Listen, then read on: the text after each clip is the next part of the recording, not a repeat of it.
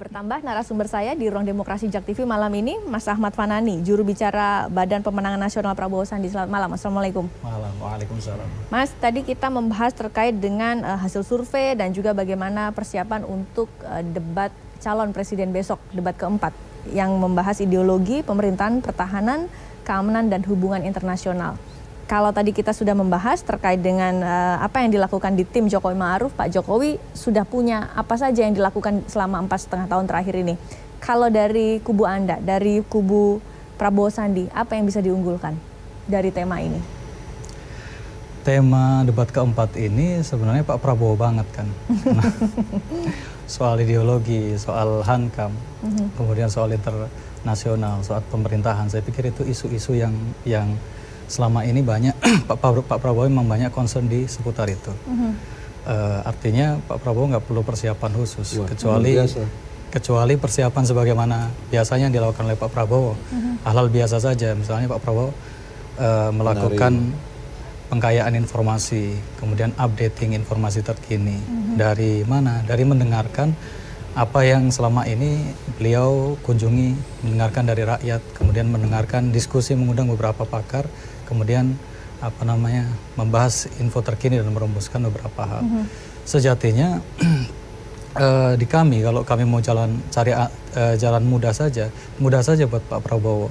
Karena keempat isu ini kan sejatinya kalau Pak Prabowo mau, itu tinggal ajukan aja berbagai pertanyaan tentang seputar berbagai masalah janji-janji kampanye Pak Jokowi yang sampai detik ini belum bisa terpenuhi. Saya nggak mau mengatakan kegagalan Pak Jokowi, tapi Pak Prabowo kan ini kan orang yang baiknya kebangetan gitu, bahkan untuk melakukan hal yang sejatinya sah-sah saja kan nggak dilakukan.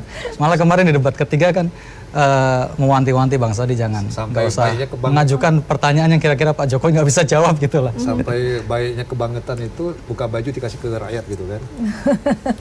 Bajunya dikasih ke rakyat pada saat itu. Itu tentu simbolisme dari kegairahan bahwa nggak ada beda, nggak ada jarak antara Pak Prabowo dengan rakyat. Kalau dari sejumlah survei, posisi Prabowo Sandi agak di bawah Jokowi, bahkan mungkin jumlahnya memang agak lumayan begitu. Tadi kita sempat diskusi, Bang Jayadi Hanan mengatakan kalau memang mau unggul harus sprint dan ada kemenangan telak dalam debat besok, kemenangan mutlak begitu. Apa yang bisa dilakukan? Terkait survei, kami melihatnya sejatinya nggak bisa serta-merta kemudian dengan hasil survei itu kita mengatakan Pak Jokowi sudah menang hari ini gitu. Karena kalau kita mau lihat baca survei, ada tren menarik gitu kan, tren penurunan elektabilitas Pak Jokowi yang itu konsisten terus menerus, sementara di sisi lain elektabilitas Pak Prabowo dan Bang Sandi senantiasa naik terus gitu. Bahkan surveinya Kompas kan survei Kompas kan Pak Jokowi sudah di bawah 50% elektabilitas. 48. Artinya apa? Itu tentu kan tanda bahaya buat Pak Jokowi. Kalau kita tanya sama Bang, tapi disambut senyum dengan Pak Prabowo ya. Ya tentu saja gitu kan, karena tren kenaikan Pak Prabowo kan senantiasa naik gitu. Masih ada 2 debat, masih ada waktu yang cukup lama. Ini kan kalau Pak Jokowi kan sudah 1 periode, beliau sudah 1 periode kampanye, kemudian dikasih kesempatan untuk banyak berbuat, dikasih sumber daya dan sumber dana yang luar biasa, instrumen yang luar biasa. Tapi kemudian yang terjadi apa? Pak Jokowi gagal merebut hati dan pikiran rakyat, itu meyakinkan 50% plus 1 saja gagal.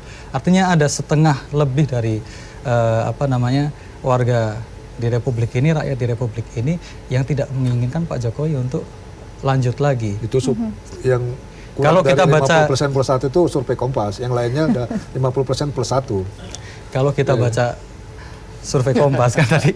Iya kan? Yang lainnya 50% plus 1 dah. Saya nggak tahu surveinya Bang Jayadi. Bang Jayadi, menarik tadi yang disampaikan oleh Mas Ahmad Fanani mengatakan bahwa tenang, ini waktunya masih panjang. 17 April, katakan ini masih ada sisa sekitar tanggal 2 hari lagi, 19 lah. 19 itu keyakinan seseorang memang sekarang masih ada beberapa swing voter, undecided voter. masih bisa digoyang nggak sih? Ya masih ada 30%-an yang 25-30%-an yang masih bisa berubah. Betul. Ada sekitar 15% dari pendukung Pak Prabowo, 15% dari pendukung Pak Jokowi. Maksudnya yang sudah milih itu masih bisa besar kemungkinan berubah. Ada 15% kan? Lalu undecided-nya artinya yang di dalam survei tidak tahu tidak jawab itu biasanya ada sekitar 10-15 tergantung surveinya. Kalau digabungkan kan masih ada sekitar 25-30 gitu. Nah, berita baiknya bagi Pak Prabowo ya, dia bisa fokus di sejumlah daerah untuk mengejar ketertinggalan itu, yaitu di Jawa Barat, DKI, kemudian Banten, Sumatera Utara, dan mungkin nanti bisa mencuri juga di Sulawesi Selatan, sambil mempertahankan di mana daerah dia unggul. Kalau dia bisa fokus di daerah-daerah itu, maka bukan tidak mungkin 25-30% itu bisa cukup banyak yang berpindah gitu. Tapi kan tentu saja namanya di dalam situasi kampanye kan bukan hanya satu kandidat yang bergerak.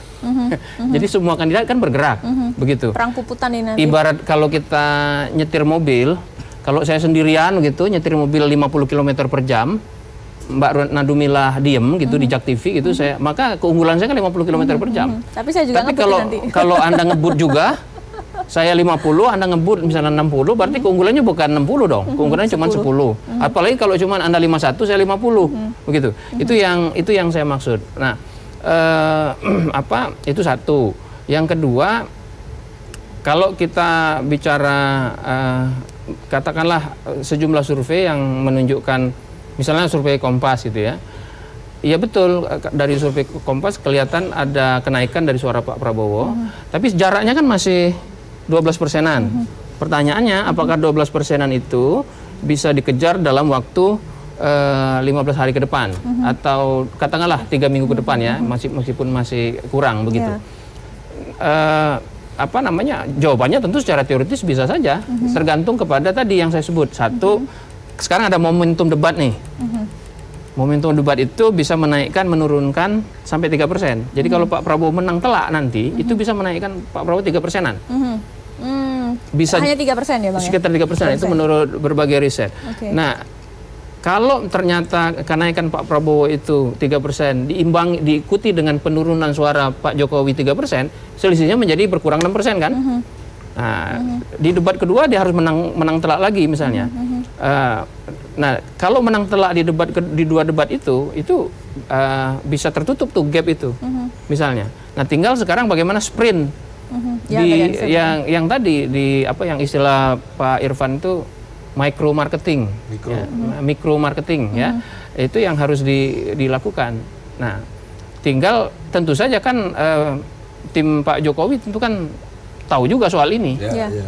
Jadi apakah masih mungkin untuk ada pengetatan situasi? Mungkin, ya. Tetapi memang bagi calon yang sedang unggul seperti Pak Jokowi, sekecil apapun keunggulan itu, waktu 2 minggu itu terlalu lama.